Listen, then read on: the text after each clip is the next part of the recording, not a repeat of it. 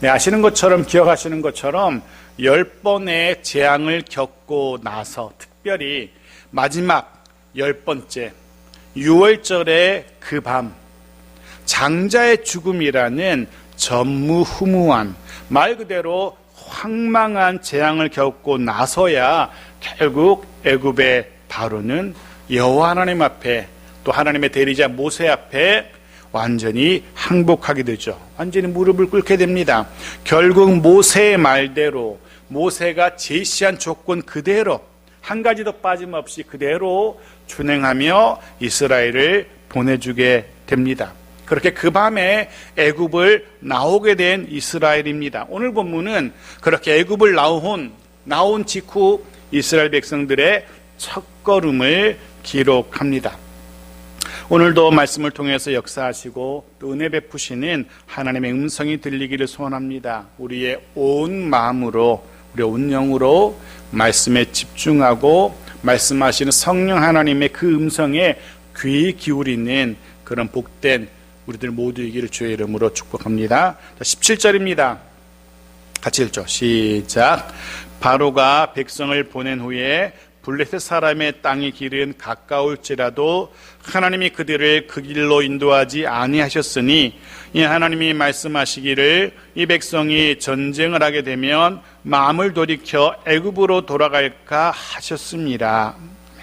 네, 드디어 이스라엘이 본격적인 행진을 시작합니다. 그런데 보십시오. 어디를 향해서 출발하는 걸까요? 어디를 향해서? 하나님이 어디로 이스라엘을 인도하시는 걸까요?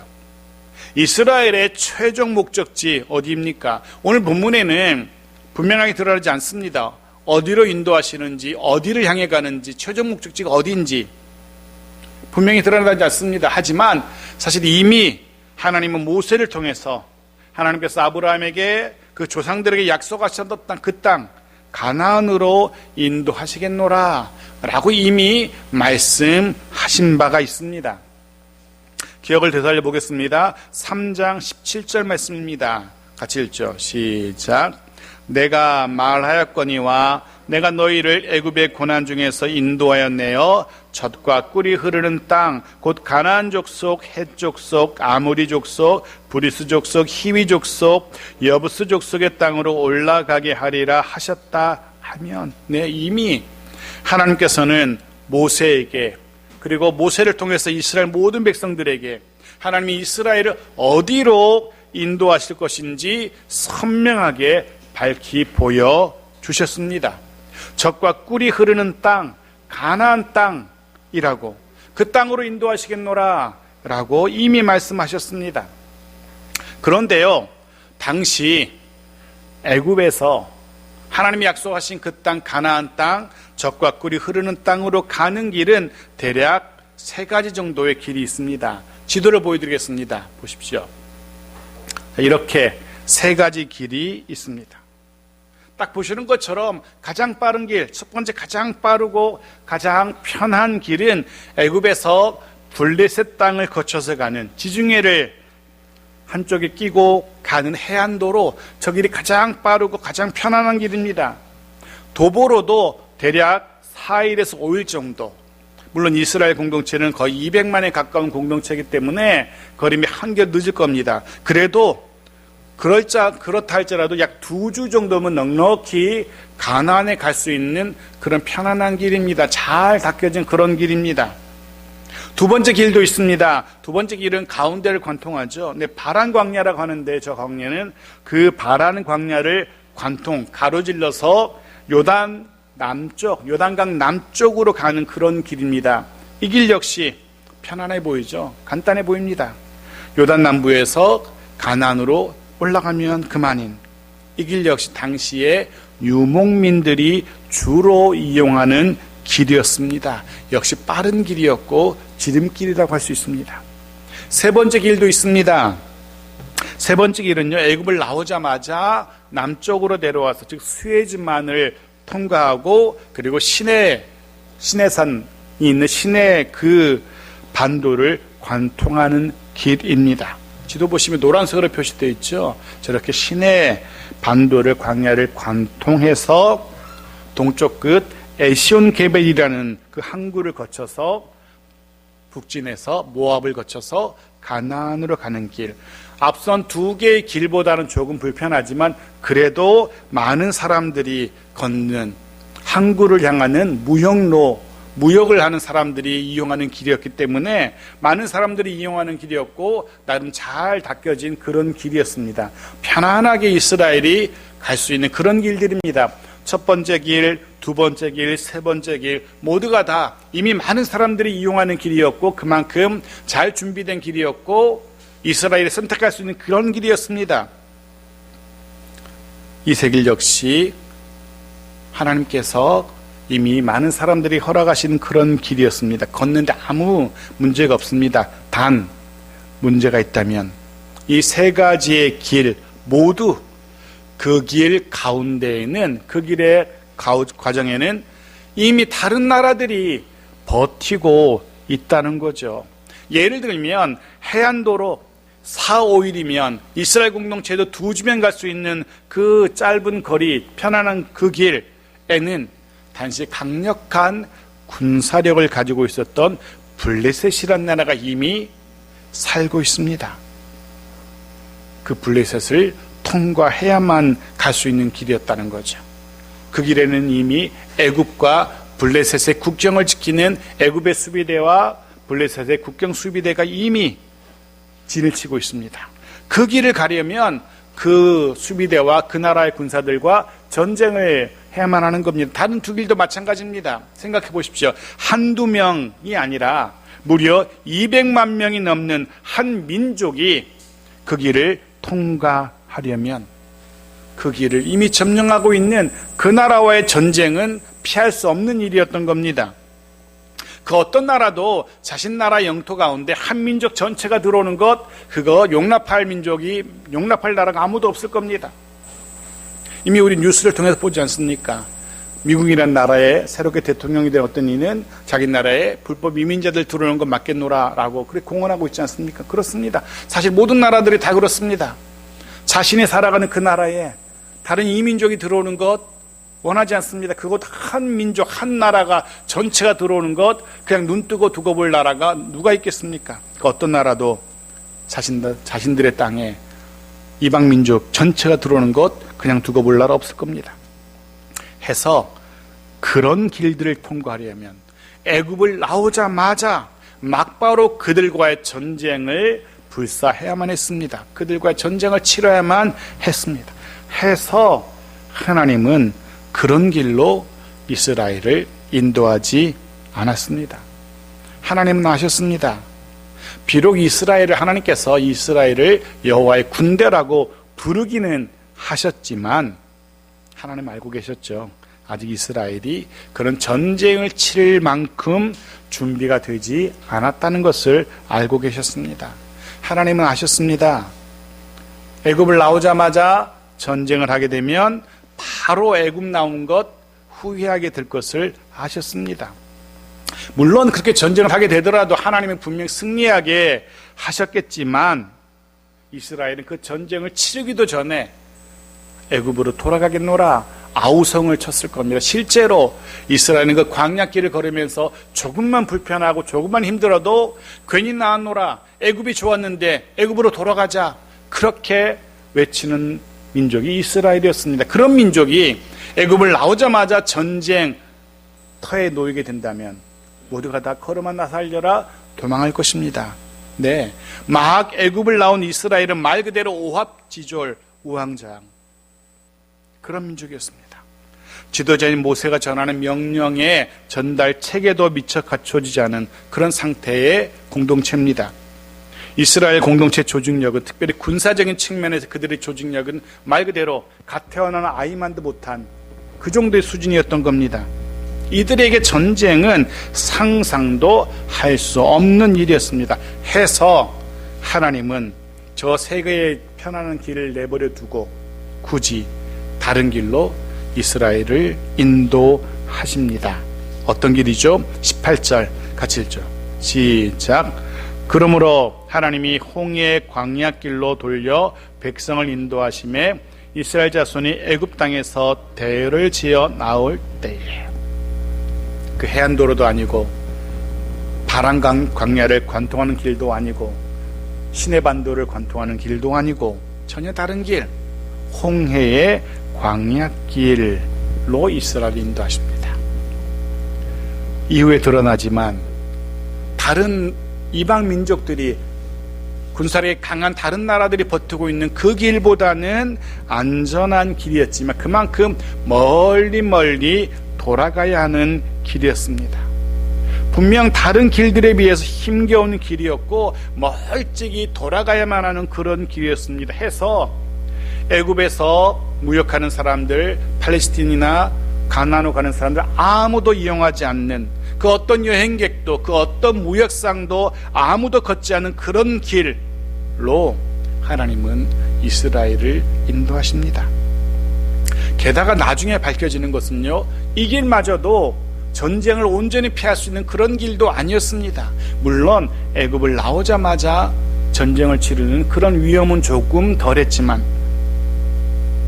해서 하나님은 당장은 전쟁을 하지 않아도 되는 비교적 안전한 길로, 홍해의 길로 이스라엘을 인도하십니다.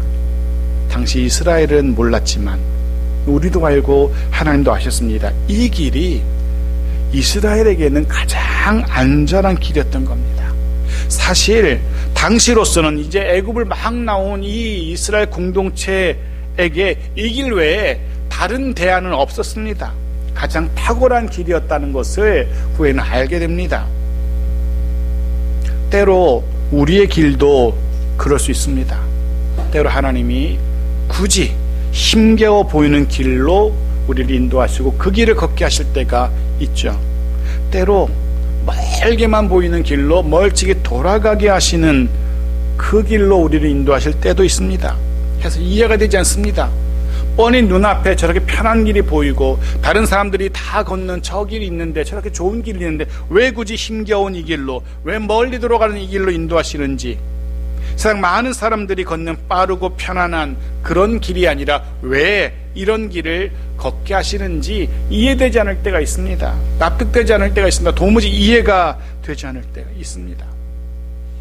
하지만 후에는 알게 되죠. 다 지나고 나면은 알게 됩니다. 그 길이 가장 좋은 길이었다는 것을, 그 길이 가장 안전한 길이었다는 것을 후에는 알게 됩니다. 해서 그 길을 걸어와서 정말 다행이다 라는 것을 후에는 알게 될 겁니다. 사랑하는 성도 여러분, 여러분은 지금 어떤 길을 걷고 계신지요? 한숨 나는 길, 눈물 나는 길, 힘겨운 길일지도 모르겠습니다. 내가 원하는 곳에서 멀리 떨어져 있는, 정말 멀게만 보이는 그런 길일지도 모르겠습니다.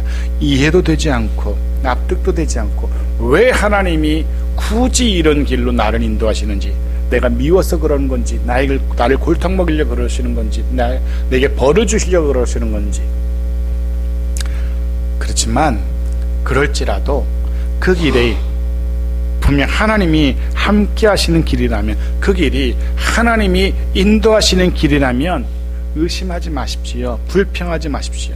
우리에게 가장 좋은 길, 가장 선한 길, 가장 복된 길로 인도하시는 선하신 하나님, 인자하신 하나님이심을 의심하지 마십시오. 분명 지나고 나면, 그 길 지나고 나면, 그 길을 통과한 후에는 알게 될 겁니다.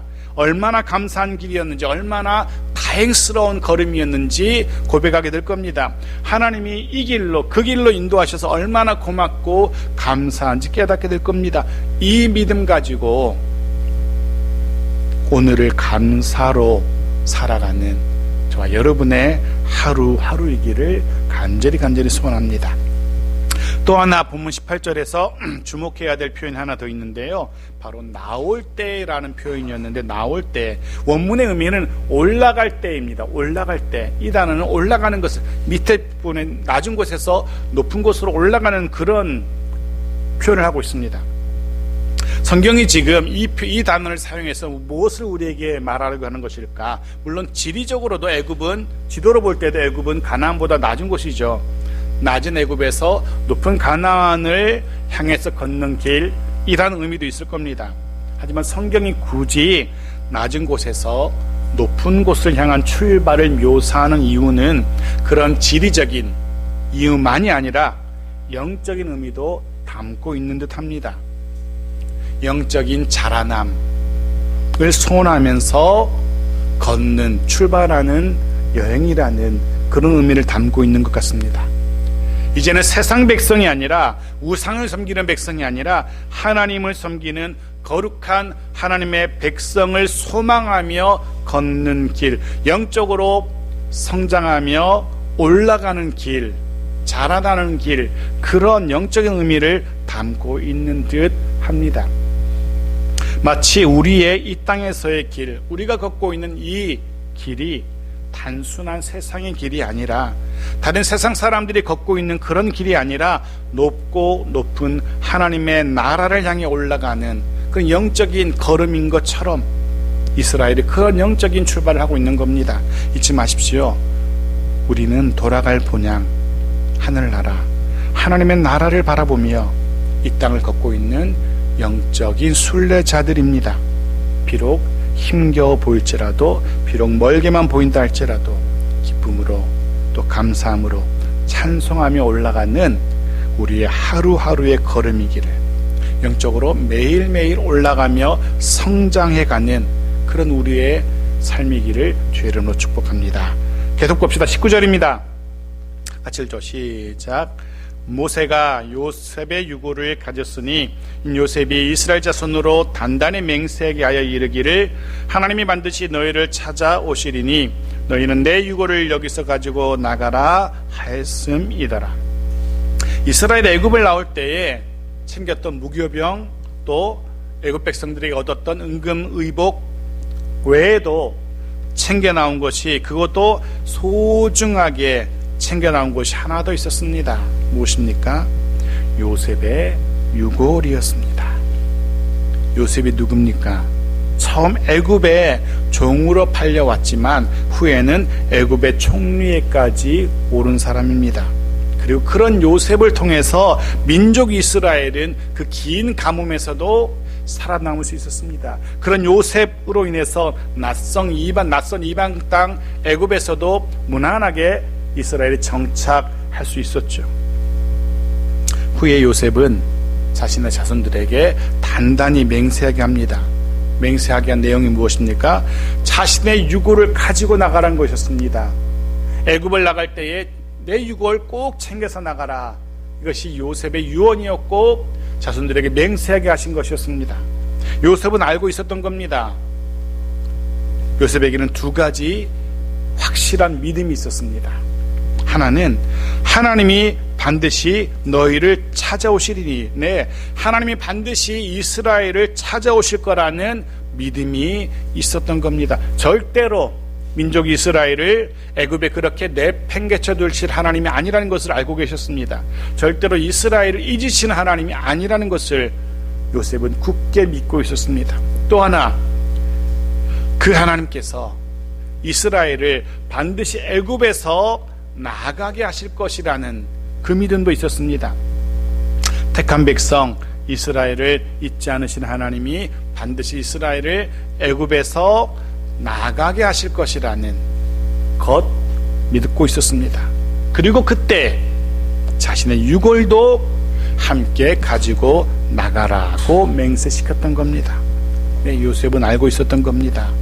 애굽이란 나라는 비록 자신이 총리에까지 올랐던 나라였지만, 자신을 품어주고 자신의 민족을 품어주었던 애굽이라는 나라지만, 그 나라는 자신이 영원한 거처가 아니라는 것을 요셉은 알고 있었습니다. 애굽은 그저 잠시 머물 곳이고, 자신이 정말로 머물 곳은 아버지의 땅, 자신의 고향 땅, 돌아갈 본향 가나안이라는 것을 요셉은 알고 있었던 겁니다. 그리고 반드시 하나님께서 그곳으로 자신의 후손을, 이스라엘을 인도하실 것이라는 믿음이 있었던 겁니다. 여러분 알고 계신지 모르겠습니다. 우리가 돌아갈 본향, 내가 돌아갈 본향 어디인지. 여러분에게 요셉과 같은 그런 믿음이 있으신지 모르겠습니다. 하나님이 나를 잊지 않으실 거라는 믿음, 하나님이 결코 나를 그냥 버려두지 않으실 거라는 믿음, 하나님이 반드시 찾아오시고 선한 곳으로, 가장 선한 곳으로 인도하실 것이라는 그 믿음, 그 믿음 가지고 오늘을 살아가는 그 믿음 가지고 하나님께서 허락하신 그 땅을 향하여, 하나님이 품게 하신 그 꿈을 향하여서 한 걸음 한 걸음 묵묵히 걸어가는 우리들 모두이기를 주의 이름으로 축복합니다. 계속 봅시다. 20절입니다. 같이 읽죠. 시작. 그들이 숫곳을 떠나서 광야 끝 에담의 장막을 치니. 숫곳은 이스라엘이 거주하던 라암셋에서 대략 50km 떨어진 곳입니다. 라암셋을 출발했던 이스라엘이 이곳에 잠시 머물면서 하나님의 말씀을 듣습니다. 무교절에 대한 말씀을 들었던 것 같습니다. 그리고 다시 출발합니다. 광야 끝 에담이라는 곳에 장막을 치게 됩니다. 에담은 그 숫곳에서는 하루 정도 걸리는 곳이었다라고 합니다. 여기에 사용되는 장막이라는 단어가 의미가 있습니다. 이 장막이라는 단어는 숫곳도 또 에담도 이스라엘의 최종 목적지가 아니라는 것을 우리에게 보여주는 그런 단어입니다. 먼저 숫곳이라는 곳은요, 숫곳이라는 단어의 이름은 오두막집이라는 뜻이고, 에담이라는 곳의 지명은 요새라는 뜻을 가지고 있는 그런 곳입니다. 아마 그곳에 오두막이 있었고 그곳이 잘 갖추어진 요새였기 때문에 그렇게 불리게 되었던 것 같습니다. 오두막들이 있는 곳, 요새가 있는 곳.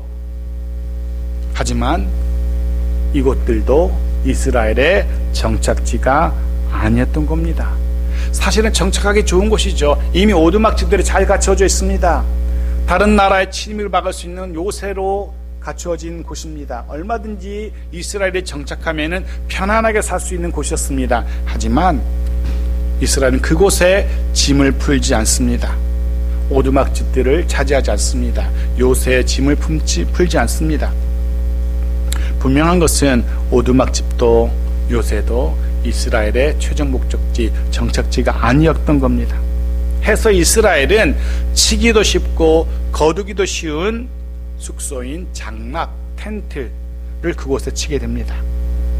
그곳에 텐트를 쳤다는 이 말은, 이 표현은 이곳이 우리의 목적지가 아니라는 것을 보여주는 그런 표현인 겁니다. 마찬가지입니다. 기억하십시오. 이 땅 우리의 최종 목적지가 아닙니다. 그리고 여기에 너무 마음을 두지 마십시오. 우리의 최종 목적지는 하늘나라 본향입니다. 더 먼 시선으로, 조금은 더 먼 시선으로 살아가는 그런 우리들이기를 간절히 소원합니다.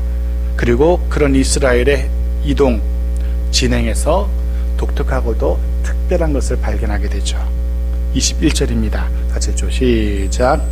여호와께서 그들 앞에서 가시며 낮에는 구름 기둥으로 그들의 길을 인도하시고 밤에는 불 기둥으로 그들에게 비추사 낮이나 밤이나 진행하게 하시니. 네, 이스라엘의 행진 가운데 아주 독특한 것을 발견하게 됩니다. 바로 첫 번째는 여호와께서 이스라엘 앞에서 가셨다는 겁니다. 여호와께서 이스라엘 앞에서 가십니다. 앞서가신 하나님. 이스라엘은 그렇게 자신들의 앞서가신 하나님만 따라가면 되는 겁니다. 어디로 가야 할지 고민할 필요가 없습니다. 어떤 속도로 가야 할지 고민할 필요 없습니다. 앞에 누가 있을지, 주변에 누가 있을지 그 고민할 이유도 없는 겁니다. 염려할 이유도 없는 겁니다. 그냥 하나님, 앞서가신 하나님만 따라가면 됩니다. 운전하시는 분은 아실 겁니다. 모르는 초행길 운전할 때 그것도 방향 감각도 속도감도 느껴지지 않는 캄캄한 밤길 운전할 때 앞에서 달리는 차 한 대 그 불빛, 그 후미등의 불빛이 얼마나 고맙고 위로가 되는지. 앞서가시는 하나님, 하나님이 앞서가시는 길, 이스라엘에게는 가장 안전하고 가장 편안한 그런 길이었을 겁니다. 그런데 문제는 이스라엘이 하나님이 앞서가시는 모습을 어떻게 깨달을 수 있었을까? 어떻게 하나님이 앞서가시는지 알 수 있었을까? 바로 구름 기둥, 불 기둥을 통해서입니다. 그렇다고 해서 이 기둥이 두 개의 별다른 또 다른 기둥은 아니었을 겁니다. 오른편에는 불 기둥이 있고 왼편에는 구름 기둥이 있고 그런 게 아니었을 겁니다. 그림을 보여드리겠습니다. 저 그림 보시면 저렇게 되어 있을 겁니다. 하나의 기둥입니다. 구름과 불이 섞여 있는 하나의 기둥이었을 겁니다. 그것이 밝은 낮에는 구름이 더 선명하게 보였을 것이고 어두운 밤에는 밝은 불빛이 더 환하게 보였을 것이고, 저 그림은 밤이기 때문에 밝은 불빛이 더 환하게 보입니다. 이 기둥의 불이 밤에는 공동체를 따뜻하게 환하게 비춰 주었을 겁니다. 이 기둥의 구름이 더운 낮에는 그늘이 되어서 이스라엘 공동체에게 시원함을 허락했을 겁니다. 그래서 시편 105편 39절에서 시인은 이렇게 우리에게 알려줍니다. 같이 읽어볼까요? 시작. 여호와께서 낮에는 구름을 펴사 덮개를 삼으시고 밤에는 불로 밝히셨으며. 아멘.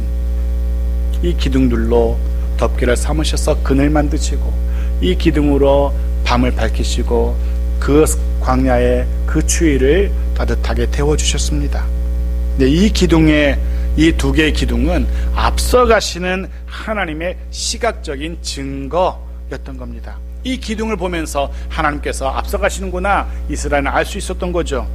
이 기둥은 하나님의 인도하심에 너무나도 분명한 증거였습니다. 그리고 이 기둥 덕분에 그 사막의 더위를 걱정할 필요 없었고요. 이 기둥 덕분에 그 사막의 맹수도 두려워할 필요가 없었습니다.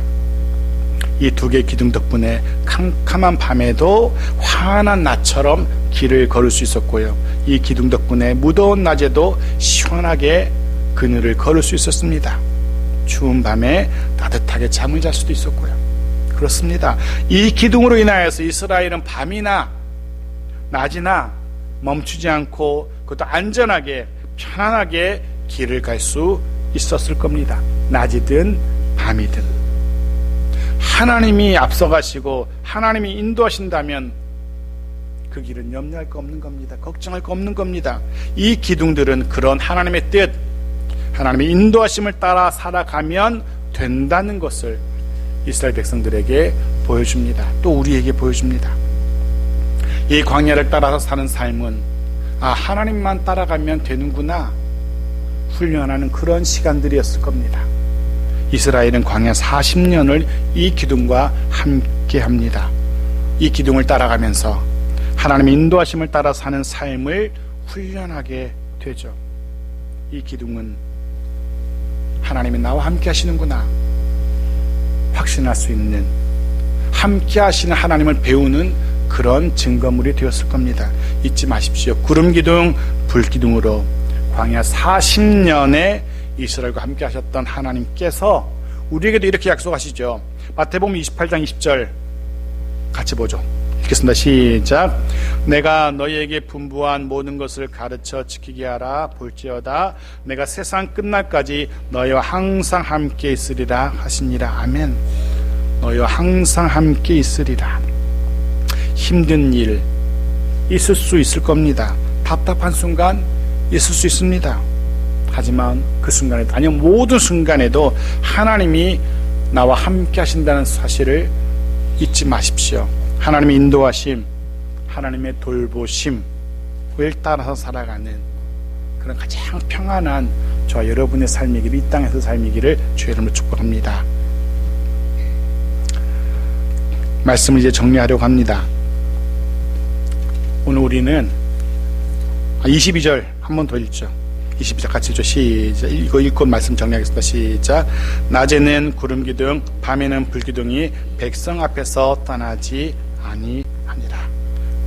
그 불 기둥이 백성을 떠나지 않습니다.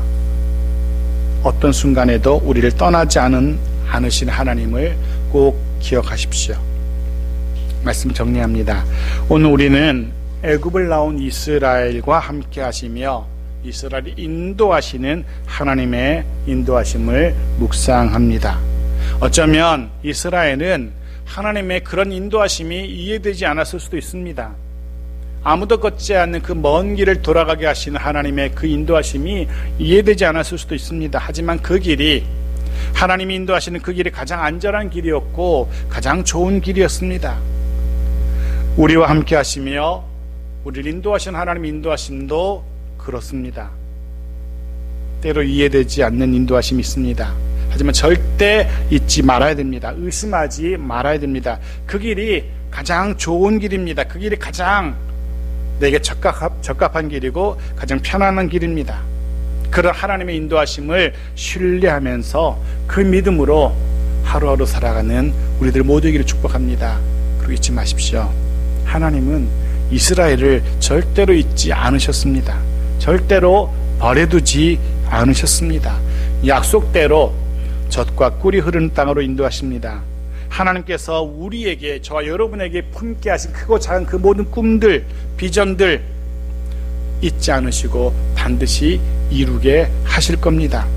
하나님이 택하시고 하나님이 사랑하시는 우리들입니다. 결코 세상에 내팽개쳐두지 않습니다. 버려두지 않습니다. 반드시 선한 길로 인도하실 겁니다. 그리고 그 길 걸으면서 하나님이 내게, 우리에게 허락하시는 꾸게 하신 그 꿈, 그 비전도 반드시 이루게 하실 겁니다. 그것 이루도록 함께 하시며 끝까지 우리를 도우실 겁니다. 그리고 마침내 우리의 원하는 것들 이루게 하실 겁니다. 마침내 젖과 꿀이 흐르는 땅 차지하게 하실 겁니다.